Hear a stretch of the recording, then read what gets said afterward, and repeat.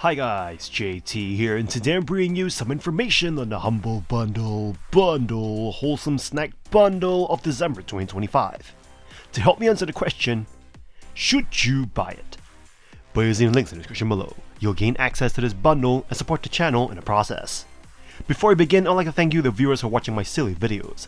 I hope they're helpful. Most importantly, knowing that you're watching it means the world. Anyway, let's get into this. At number 1 we have On Your Tail, a charming hybrid of a cozy detective title and a life simulation game set in the picturesque Italian town of Borgo Marina, where all the characters are anthropomorphic animals. You follow the story of Diana Caproni, a goat and writer who arrives on an impromptu vacation and is quickly thrown into a local mystery involving a masked figure and a series of thefts. Diana decides to solve this case to gain real-life experience and improve her detective fiction. The core detective work requires you to find clues in the 3D world, either by speaking to the town's large expressive cast of characters, or by using Diana's chronolens to see past events. Once the clues are gathered, you enter a mind palace to deduce the correct sequence of events by placing evidence cards in chronological order. The game supports you heavily, as failing a mystery tells you which card placements were wrong, allowing you to lock them in and encouraging you to logic out the solution without needing a guide. The life simulation aspect truly brings the town to life. You can make friends with characters like the inventor Chia or the photographer Pawn, and these relationships unlock new gameplay options like a photo mode or fishing rod upgrades.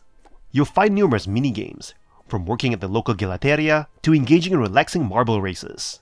While some minigames, like the QuickTime events for cooking, can feel stressful, the game's overall cozy nature is preserved by the fact that there is no penalty for failure. You can always try again.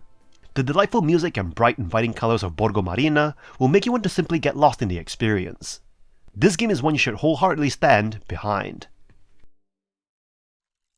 At number 2 we have Botany Manor, a serene first-person puzzle adventure that invites you to step into the shoes of Lady Arabella Green, a retired botanist in 1890s England, as she returns to her family estate to complete her life's work, a book on rare and forgotten flora. Set entirely within her picturesque Somerset manor, you explore lush rooms, gardens, and greenhouses, uncovering letters, charts, and clippings that guide you in discovering how to cultivate 12 unique plants. Each chapter focuses on growing a few extraordinary flowers, and your challenge lies in piecing together environmental clues, soil temperatures, light exposure, seasonal hints, or even sound, to recreate their natural conditions. The process feels part mystery, part gardening experiment, rewarding your curiosity and attention to detail. Solving each puzzle not only fills out Arabella's herbarium, but brings the world around you to life, gradually bathing the estate in warm color and calm. What truly elevates Botany Manor is Arabella herself. Through journals and letters, you piece together her struggles as a woman scientist constrained by the expectations of Victorian society. Despite never appearing on screen, she feels deeply human, spirited, intelligent, and quietly defiant. Beautifully illustrated environments, soothing natural sounds, and gentle music create a deeply relaxing rhythm. While you might wish for more environmental interaction or a grander finale, the game's brevity and focus make it a meditative delight. Botany Manor reminds you to slow down, think deeply, and quite literally, stop to smell the roses. At number 3 we have Snufkin, Melody of Moominvalley, a breezy adventure that lets you explore the charming world of Moominvalley while solving simple puzzles and spreading joy through music. This game offers a peaceful storybook-like experience that captures the spirit of springtime. You step into the shoes of Snufkin, an adventurer returning to Moominvalley after winter, only to find it disrupted by the park ranger's rigid rules and environmental chaos. Your mission is to restore the valley's freedom by using musical instruments to inspire its creatures and overcome obstacles. The gameplay focuses on matching melodies to specific tasks, like lulling crabs to sleep with your flute or clearing pathways with a drumbeat. While the puzzles are very straightforward, their simplicity aligns with the relaxed tone of the game. The visual and auditory design are where Snufkin shines. The hand-drawn aesthetics make every moment feel like you're paging through a whimsical children's book, and the soundtrack, featuring compositions by Oda Tilset and contributions from Sigur Rós, adds a dreamy, tranquil layer to your adventure. The world invites you to pause, admire the scenery, and enjoy the little details, like rippling water or moonlit bridges. Though the story wraps up a bit too quickly and the mechanics lack depth, Snufkin, Melody of Moominvalley, isn't about challenges. It's a delightful, low-stakes journey, perfect for a relaxing afternoon with a cup of tea and a cozy blanket. If you're seeking a peaceful escape, this game offers just that. And number 4 we have NAIAD, a self-described relaxing game about wild swimming, casting you as a newborn water spirit introduced to the world by a small talking cloud. As the NAIAD, you flow down a river using various swimming techniques and a singing ability to interact with the environment. You're meant to find pleasure in herding frogs, luring butterflies, and reuniting scattered ducklings, often resulting in a short poem or a slight utility boost. On the surface, the game is undeniably gorgeous. When you let go of the keyboard or controller, the camera often drifts to display the environment in frames that resemble a painting in motion. However, the beauty is ultimately described as stale banal, and anathema to feeling. The central issue is that the game is actively unrelaxing. The simple interactions are repeated too often and are arbitrary. You cannot logically reverse engineer a solution, so progression turns into tedious and ill-explained busywork. Since the game lacks a clear checklist, you're left with an anxious fear of missing secrets in the menus. Furthermore, the mechanical act of clumsily nudging physics objects, like herding those frustrating frogs, prevents any kind of relaxing flow state.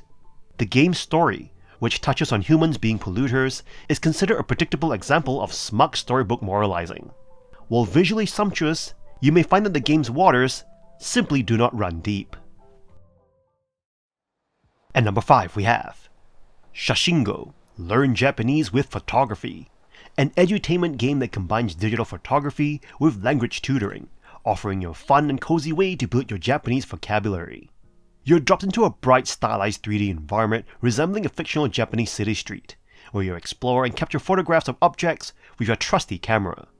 The central mechanic is simple yet effective. Every picture you take instantly creates a personalized flashcard. The image you capture is paired with the corresponding word, pronounced aloud, and displayed in various Japanese scripts, romaji, kana, kanji, and furigana, creating a strong visual association that helps words stick in your memory. These custom flashcards are stored in a digital album, which also contains beginner phrases and grammar lessons to give you a foundational understanding of the language. The game aspect shines in a find mode, where you are challenged to locate and photograph an object based on a Japanese word given to you. Successfully mastering words earns you currency to unlock decorative camera filters and effects from in-game gachapon machines, gamifying the learning process. While the game is an excellent, engaging, and accessible tool for reinforcing vocabulary and taking those first steps, it is generally considered supplemental to more comprehensive language courses. Since it focuses primarily on vocabulary acquisition and is limited to a single map, you should use Shashingo as a fun way to practice and solidify basic words, perhaps on your flight to Japan, rather than relying on it as a full-fledged language masterclass. And number 6 we have Spirittea, a wholesome life simulation game with a ghostly twist, featuring a lush pixelated aesthetic and a familiar setup where you move to a new, quaint, but haunted village. After drinking a magical cup of tea, you gain the ability to see and communicate with troublesome local spirits. Your main task is to restore an abandoned bathhouse, turning into a sanctuary where these pesky spirits can relax and communicate. The game is packed with lively characters and a wonderful town to explore. You must constantly juggle your time, which is primarily consumed by running the bathhouse and building friendships with the local NPCs. Making friends is essential, as maximizing your friendship meter allows you to recruit them for help with day-to-day tasks and drive ghosts to your business. This mechanic is brilliant, as it builds a strong sense of community and makes every resident and ghost feel energetic and fascinating. However, the balance is a little off, as the never-ending hectic list of tasks can feel overwhelming, especially if you play this genre for a more chilled time. The demanding nature means you might struggle to keep on top of everything, making the relaxing background music occasionally juxtapose the high-energy workload. The minigames themselves, while charming and easy to understand, can also become repetitive, such as singing karaoke for the millionth time. If you can look past the slightly skewed work-life balance, you'll enjoy the heartwarming personalities and the impressive replay value. Spirittea is a charming and addictive title that manages to put a nice twist on old ideas. Your ultimate goal is to appease every spirit, run your business, and keep those ghosts happy, offering a great experience if you love this genre. And number 7 we have Little Known Galaxy, a space-themed cozy RPG that blends life simulation elements similar to Stardew Valley, where you take command of a dilapidated vessel as a recent Space Academy graduate. Your mission is to restore the ship, rally a skeptical crew of diverse alien beings, and explore the galaxy to prove your worth as captain. The charming, brightly colored 16-bit visuals and solid jaunty soundtrack create a comfortable, hopeful atmosphere that makes you want to succeed. The core gameplay loop involves exploring planets to gather materials, using multiple machines to process them, and forging bonds with your crew, a cycle that can easily draw you in for over 45 hours.